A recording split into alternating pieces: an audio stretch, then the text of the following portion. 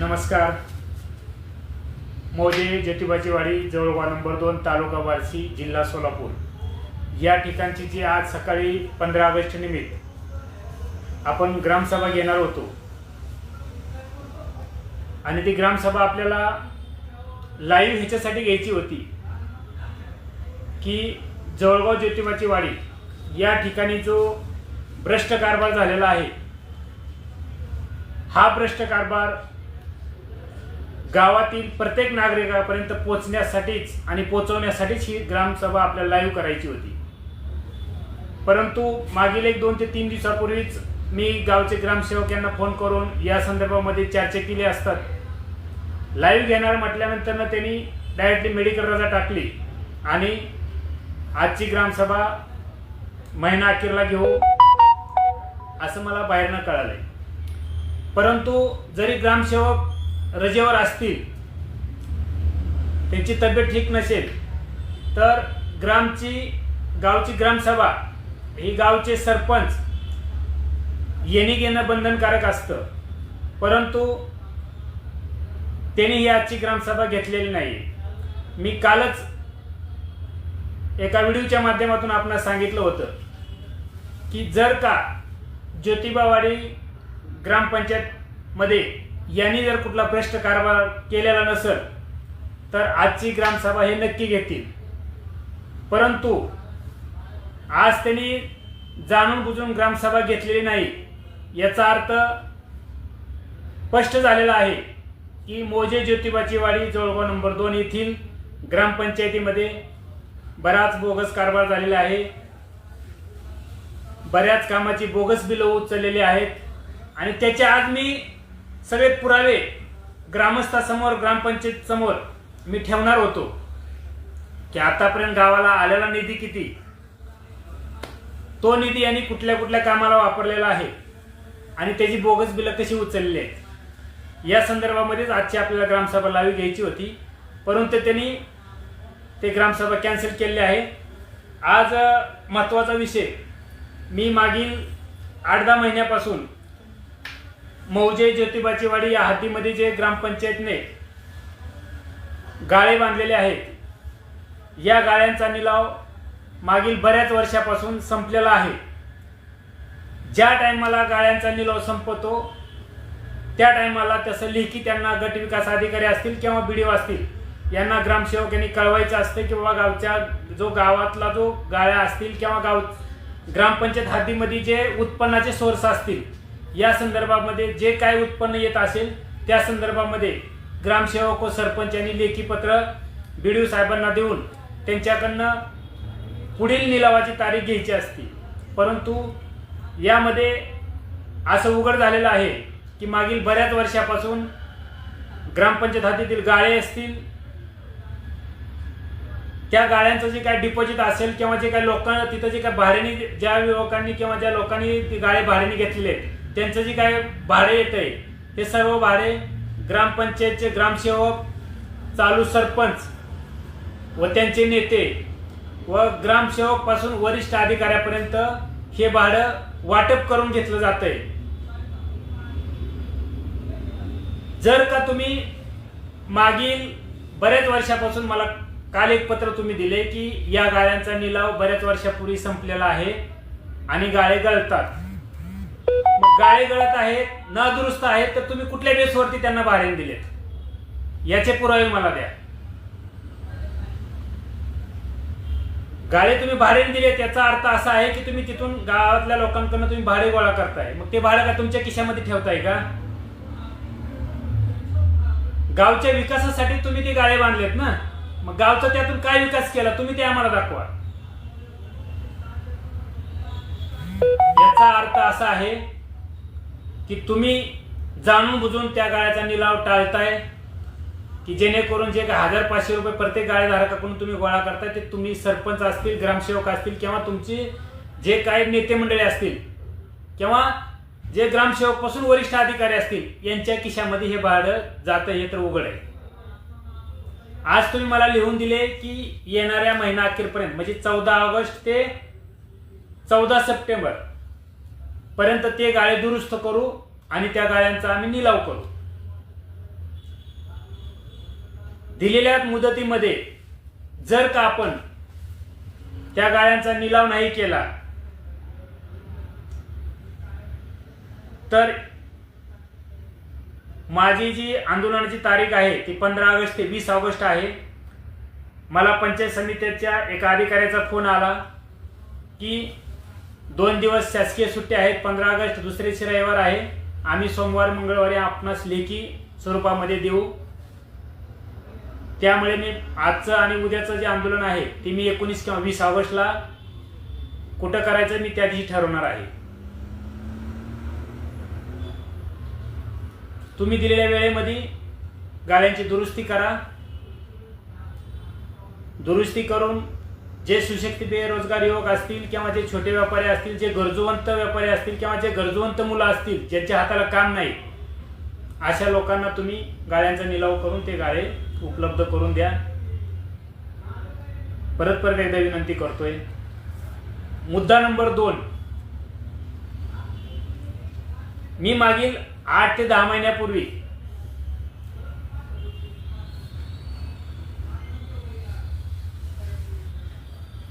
रमाई घरकुल योजना, पंतप्रधान घरकुल योजना यामध्ये ग्रामसेवक असतील, बीडीओ असतील यांना एक माहिती अधिकार टाकला होता. त्या माहिती अधिकाराच्या अनुषंगाने आता माझी 3री अपील पुणे विभागीय आयुक्तालयामध्ये चालू आहे. यामध्येही मोठ्या प्रमाणात घोटाळा झालेला आहे. एकाच्या नावाने 2-2 घरकुल दिलेले. जे खरे घरकुलचे लाभार्थी आहेत, जे खरोखर घरकुल ज्यांना पाहिजे त्यांना घरकुल न देता यांनी यांच्या जवळचे कार्यकर्ते असतील, यांच्या जवळचे नातेवाईक असतील, ज्यांना खरोखर घरकुलचा लाभ मिळाला पाहिजे अशा लाभार्थ्यांना बाजूला ठेवून यांच्या जवळच्या लोकांना घरकुल दिलेले आणि त्याचेही पुरावे माझ्याकडे आहेत. तेही लवकरच मी तुमच्या समोर देईन. यानंतर जे गावातील माझे अपंग बांधव आहेत त्या अपंग बांधवांसाठी जो शासनाचा निधी येतो तो निधी पण तुम्ही त्यांना वेळेवर दिलेला नाही. अरे कमीत कमी अपंग बांधव तर सोडा, उलट तुम्ही गावातील जे अपंग बांधव आहेत त्यांना तुम्ही 15 ऑगस्ट 26 जानेवारी दिवशी त्यांना बोलवून त्यांचा विचारपूस करून त्यांना कुठल्या गोष्टीची आवश्यकता आहे का किंवा तुमचं काय चाललंय, तुम्हाला काय अडचण आहे का, याची तर साधी विचारपूस करायला पाहिजे होती, कारण ते अपंग आहेत. पण तुमच्याकडे तो शासनाने मिळणारा निधी जो आहे ते सुद्धा तुम्ही गिळताय, ते सुद्धा तुम्ही त्यांना टाइम फ्रेम देत नाही.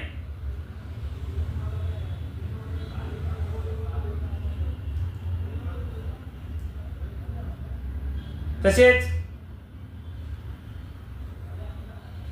स्वच्छता भारत अभियान अंतर्गत जे शौचालय मोजे ज्योतिबावाडी इथे वाटप झालेले आहे त्या शौचालयामध्ये पण बऱ्याच प्रमाणात मोठा भ्रष्टाचार झालेला आहे. ते शौचालय न बांधता बऱ्याच जणांनी त्याचे पैसे उचलले आहेत, असे पण प्रूफ माझ्याकडे आहेत.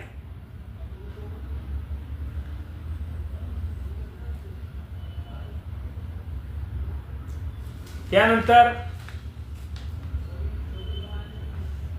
जल जीवन मिशन योजना अंतर्गत बोगस कामं आतापर्यंत गावामध्ये बरेच झालेले आहेत. त्याचे पण पुरावे मी ज्या टायमाला इथून पुढची ग्रामसभा तुम्ही घेणार आहे त्या टायमाला तुम्ही मला समक्ष बोलवा.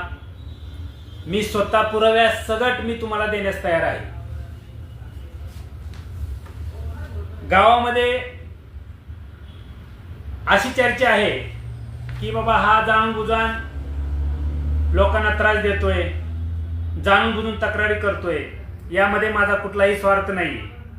माझा फक्त यामध्ये एकच हेतू आहे की जे गोरगरिबांसाठी वरून शासनाकडून आलेलं आहे ते गोरगरिबांना मिळालं पाहिजे. तुम्ही तर तुमच्या खिशातलं देत नाही. 5 वर्षातनं एकदा ग्रामपंचायत लागली की जो गोरगरिबांचा आलेला निधी असतो तेच तुम्ही मताला 1000, 2000, 3000 असा रेट करून तुम्ही त्या गोरगरिबांना देता आणि त्यांना विकत घेऊन तुम्ही त्यांचे मत घेताय. म्हणजे पुढचे 5 वर्ष परत लागायला चालू झालं. परंतु यापुढं असं आम्ही होऊ देणार नाही, कारण जनता हुशार झालेली आहे. माझी गावातील प्रत्येक युवकांना विनंती आहे की यापुढे होणाऱ्या प्रत्येक ग्रामसभेला गावातील युवकांनी व ग्रामस्थांनी उपस्थित राहायचं आहे. ग्रामसभा घेतात हे 3 ते 4 लोक असतात. यांना निवडून दिले म्हणजे काय ह्यांची काय ज्योतिबावाडी ग्रामपंचायत काहींची मालमत्ता नाही आहे. याचा हिशोब यांना प्रत्येक सभेला जो निधी आलेला आहे तो निधी कुठं खर्च केला, कशा संदर्भात केला, याचा हिशोब तुम्हाला यापुढं प्रत्येक ग्रामसभेला द्यावा लागणार आहे. त्यानंतर तिसरा विषय आहे जो सध्या जळगाव आणि जळगाव बार्शी तालुक्यात मग तरी चालेल, तो गाजत आहे. तो मध्ये जळगाव ग्रामपंचायत हद्दीमधील अतिक्रमण व गायरान हद्दीमधील अतिक्रमण. शासकीय नियमानुसार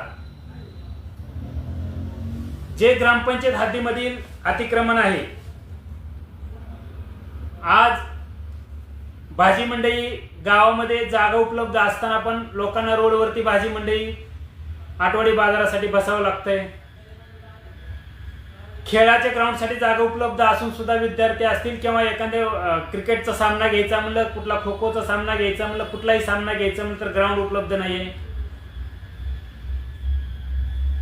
गावाला जी बसची सेवा आहे एसटीची, त्या बस स्टँडमध्ये सुद्धा प्रचंड प्रमाणात तुम्ही अतिक्रमण करून ठेवलेलं आहे. त्यामुळे बस रस्त्यावर लावावी लागते. त्यामुळे हे बरेच अपघात घडत आहेत.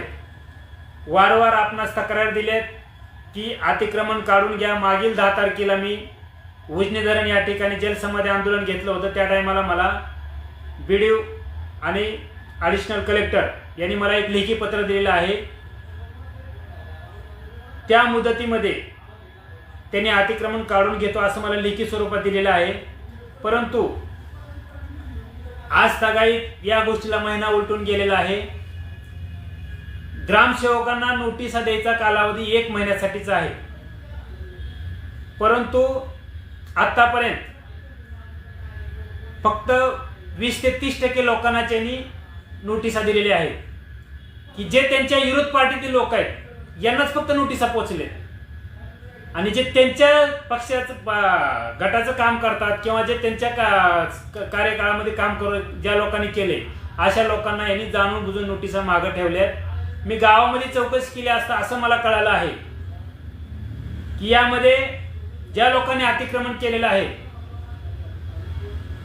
या लोकांचा ग्रामसेवकचा, सरपंचाचा आणि BDOचा यामध्ये सगळ्यांचा हात आहे. कारण ज्या लोकांनी अतिक्रमण केलेलं आहे त्या लोकांकडून ग्रामसेवक महिन्याला 500 ते 2000 रुपयापर्यंत हप्ता वसुली करत आहे. आणि तो हप्ता वसूल केलेला सरपंच, ग्रामसेवक, त्यांचे नेते व BDO पर्यंत हे सर्वजण लोक वाटून घेत आहेत. कारण तुम्ही जर भ्रष्टाचार केला नसता किंवा तुम्ही जर याच्यामध्ये 1 रुपयाही घेतला नसता तर तुम्ही दिलेल्या मुदतीमध्ये सर्वांना नोटिसा दिल्या असत्या व नोटिसा देऊन ते अतिक्रमण काढून घेतलं असतं. याचा अर्थ उघड आहे की तुम्ही यामध्येही लोकांकडून पैसे घेत आहात आणि त्यांना उलट तुम्ही असं प्रोत्साहन देत आहात की जोपर्यंत आपली सत्ता आहे तोपर्यंत कुणी अतिक्रमण काढू शकत नाही. पण मी आज या प्रसार मीडियाच्या माध्यमातून आपणास सांगतोय की मी कुठलाही विषय हाती घेतला ना तो मी विषय तडीच नेल्याशिवाय माघार घेत नाही. ज्या कोणी बांधवांनी अतिक्रमण केलेले आहेत ते काय माझे वैरी नाहीत किंवा त्यांचा माझा कुठलाही विरोध नाही. पण जे शासकीय मालमत्ता आहे, जे शासनाचं आहे, ते शासन त्यामध्ये गाव गायरान असेल किंवा ग्रामपंचायत हद्दीमध्ये जे काही भाजी मंडई असेल, एसटी स्टँड असेल, हे शासन 100% रिकामं करून दिलं असं मला त्यांनी ॲडिशनल कलेक्टरने मला शब्द दिलेला आहे आणि मी त्यांच्याकडून ते करून घेईल. हे पण मी या माध्यमातून तुम्हाला सांगतोय. त्यानंतर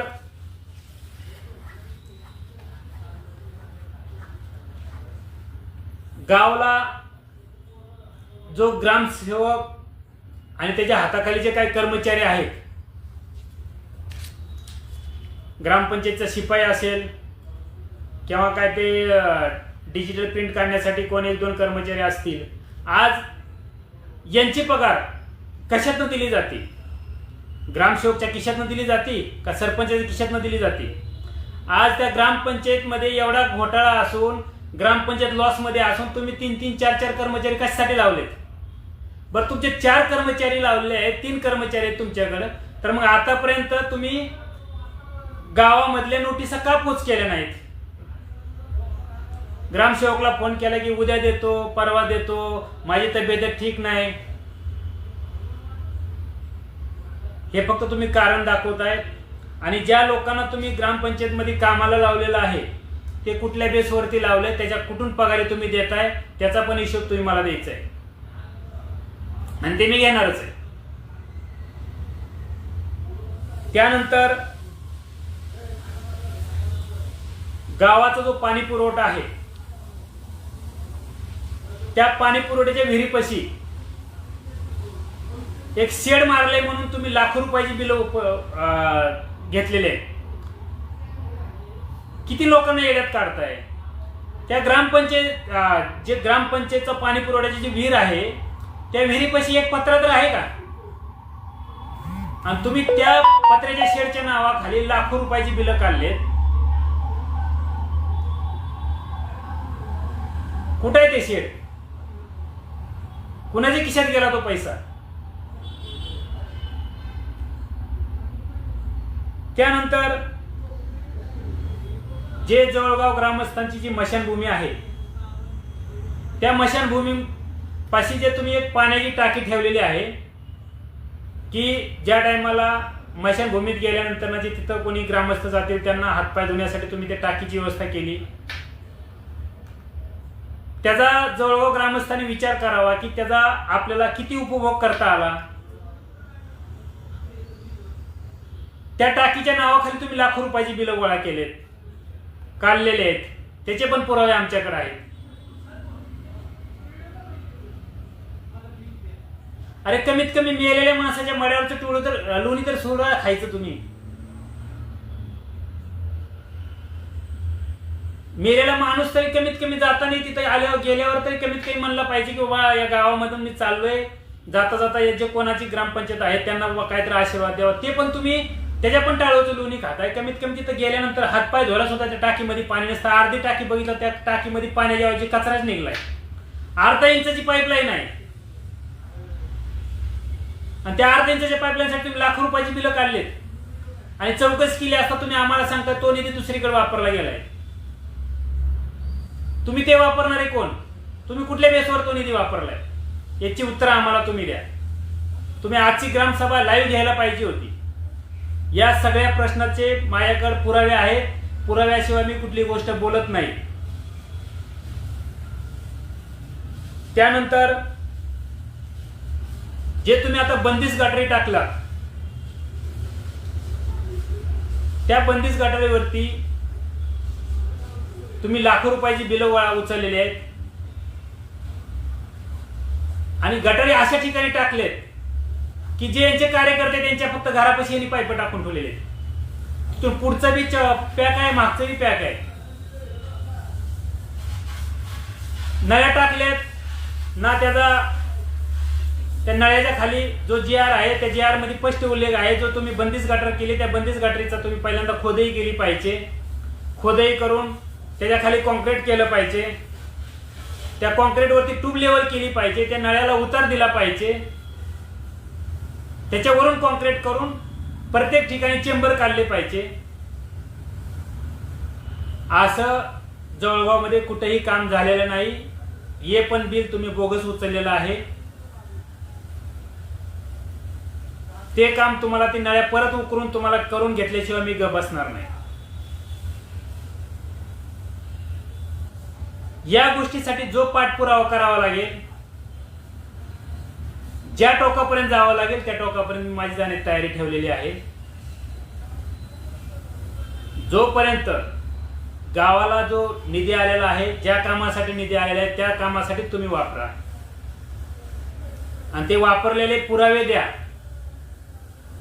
त्या टायमाला आम्ही आमदार खासदार एखादा मंत्री आणून ग्रामस्थाच्या वतीने तुमचा सत्कार करू, किंवा आमच्या गावचे पुढारी, आमच्या गावचे सरपंच, ग्रामसेवक यांनी अतिशय चाकचूकपणे काम केलेलं आहे म्हणून. पण तुम्ही मंत्री सोडावं, गावातल्या एखाद्या सर्वसामान्य नागरिकाकडून पण सत्कार करून घेण्याच्या लायकीचे राहिलेले ना. एवढा भ्रष्ट कारभार तुम्हाला विचारणार कोण नाही असं वाटतंय का? यापुढं कुठलाही निधी येऊ द्या, तो माझ्या गोरगरीब जनतेसाठी आलेला आहे, तो गोरगरीब जनतेपर्यंत पोहोचलाच पाहिजे, हीच माझी मागणी असणार आहे. दलित वस्ती निधी, यामध्ये आपण दलित वस्तीमध्ये काय काय काम केलं? फक्त दलित समाज मंदिरापाशी गट टाकून दिले म्हणजे दलित वस्ती निधी तिथे गायब झाला?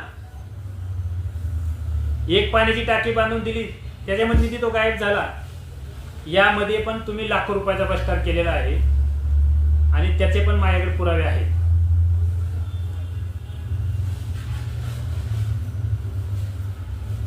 आज गावामधील जे बोगस कामं झाले त्या कामाचा निधी किंवा कामाची बिलं मी तुम्हाला आज सांगतो की माझ्याकडे त्याचे प्रिंट आउट आहेत. सुधीर आगतराव जाधव हा कोणी ठेकेदार आहे का? याच्याकडे काय लायसन आहे का? किंवा हा व्यक्ती काय जीएसटी भरतोय का? मग याच्या नावाने ज्योतिबावाडी ग्रामपंचायतचे कमीत कमी 40 ते 50 बिलं काढलेले माझ्याकडे पुराव्यासकट मी आपणास देण्यास तयार आहे. कोण आहे ती व्यक्ती? त्याच्या खात्यावर कसं काय तुम्ही पैसे पाठवलेत? त्याच्या खात्यावर कसं काय बिलं उचललेत? याचा अर्थ असा आहे की गावातील अजून बऱ्याच व्यक्तीच्या नावाने किंवा त्यांच्या नातेवाईकांच्या नावाने पण ग्रामपंचायतची बोगस बिलं उचललेली आहेत. आणि त्याची मी 20 तारखेनंतर माझं उपोषण झाल्यानंतर जोपर्यंत ज्यांच्या नावाने बोगस बिलं काढलेत आणि ज्यांनी काढलेत यांच्यावरती गुन्हे दाखल करणार होत नाहीत तोपर्यंत मी गप बसणार नाही.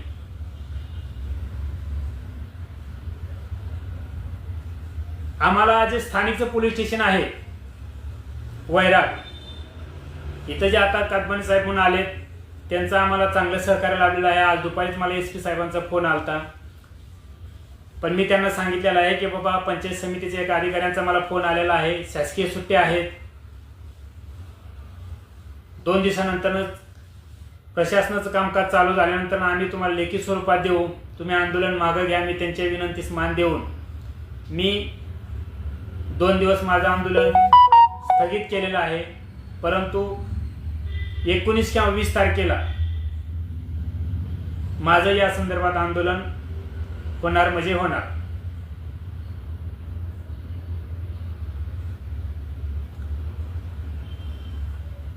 देर लगेगा मगर सही होगा, जो हमें चाहे वही होगा. जय हिंद, जय महाराष्ट्र.